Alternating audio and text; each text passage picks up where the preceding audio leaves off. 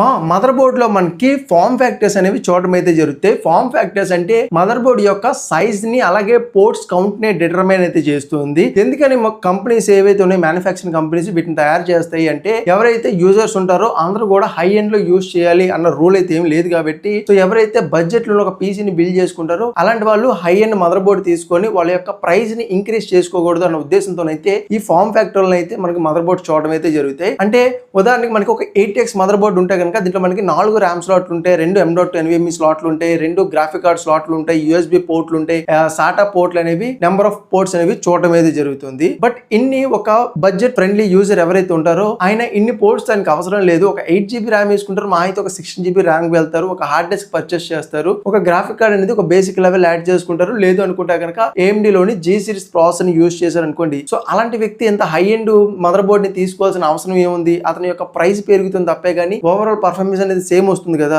So అలాంటి వాళ్ళ కోసం ఈ ఫామ్ ఫ్యాక్టర్ లేదా సైజులో మనకి చూడడం అయితే జరుగుతాయి. ఇందులో మనకి మైక్రో ITX అని చెప్పి మరొక మదర్ బోర్డు, మైక్రో ATX అలాగే మినీ ITX అని చెప్పి మదర్ బోర్డ్స్ చూడడం జరుగుతాయి. దీంట్లో మినీ ITX అనేది చాలా షార్ట్ ఫామ్ లో అయితే ఉంటుంది, చాలా చిన్నగా అయితే ఉంటుంది. దీంట్లో మనకి 2 ర్యామ్ స్లాట్లు మాత్రమే చూడడం జరుగుతాయి, ఒక M.2 NVMe స్లాట్ చూడడం జరుగుతుంది, ఒక గ్రాఫిక్ కార్డ్ స్లాట్ చూడడం జరుగుతుంది, వైఫై బ్లూటూత్ లాంటి వర్షన్స్ అనేవి దీంట్లో మనకు ఉండవు, నెంబర్ ఆఫ్ USB పోర్ట్స్ అనేవి తగ్గిపోతాయి, SATA పోర్ట్స్ అనేవి మనకి దీంట్లో తగ్గిపోతాయి. ఇది ఎందుకోసం అంటే చాలా తక్కువ బడ్జెట్ లోని ఎవరైతే లిమిటేషన్ తోనైతే ఒక పీసీని బిల్డ్ చేసుకుందాం అనుకుంటారో సో అలాంటి వాళ్ళకి ఈ మదర్ బోర్డ్స్ అనేవి ఒక బెస్ట్ ఆప్షన్ అయితే అవుతాయి. ఓవరాల్ గా మనకి 4 రకాలు అయితే ఉన్నాయి, ATX, micro ATX, mini ITX అలాగే ఎక్స్టెండెడ్ ATX అని చెప్పి. సో ఎక్స్టెండెడ్ ATX అనేది ATX తో కంపేర్ చేసుకుంటే కొంచెం పెద్దగా అయితే ఉంటుంది. స్టాండర్డ్ లెవెల్ లో మనకి ATX మదర్ బోర్డ్స్ అయితే ఉంటాయి. దీనికన్నా చిన్నగా మనకి మైక్రో ATX అయితే చూడడం జరుగుతాయి. దానికన్నా చిన్నగా మనకి మినీ ITX అనే ఫామ్ ఫ్యాక్టర్ ఉన్నటువంటి మదర్ బోర్డ్స్ అయితే ఉంటాయి. మీరు పిక్ చేసుకోండి. నిజంగా మీకు ఒక హై ఎండ్ లో mother board ATX mother board అవసరమా లేదా మినీ ITX లో కూడా పని